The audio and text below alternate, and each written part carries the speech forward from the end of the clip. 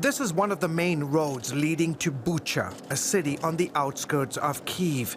Along this highway, burned-out Russian tanks serve as a reminder of Moscow's failed attempts to capture the capital.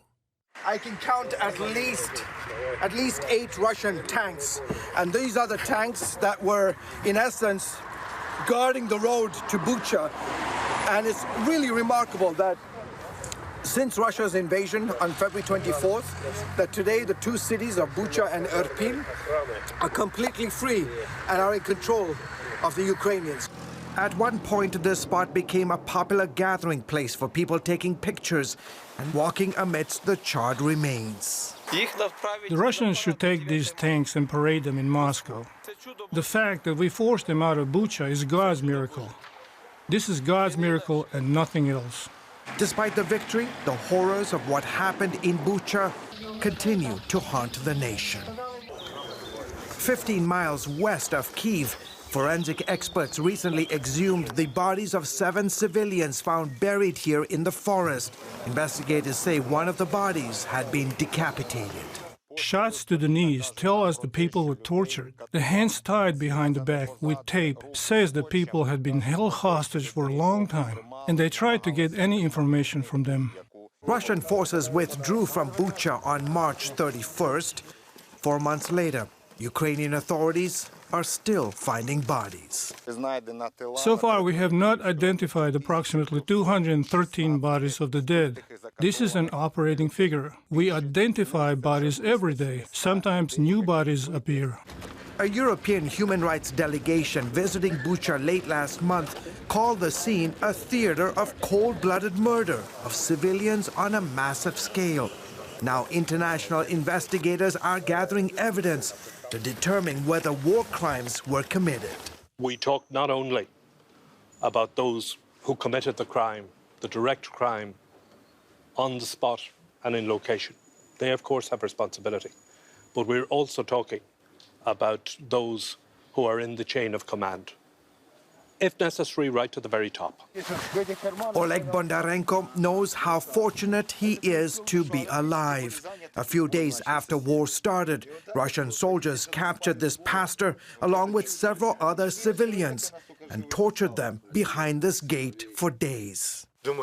I was so nervous that they would find something compromising about me. The Russian battalion commander did not like me. He was always angry with me. Bondarenko told CBN News that the Russians wanted information on Ukrainian military positions in the area. The commander said he would make me watch as he killed the others, and then he would skin me alive. Ukrainian soldiers launched a counter-offensive and managed to rescue Bondarenko. The Russians didn't even have time to come and say goodbye to us. There were lots of our soldiers and the battle was intense.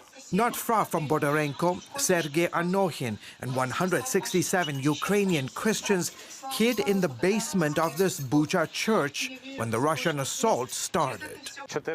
4 Russian soldiers came into the basement. The rest were standing over there. There were 15 of them.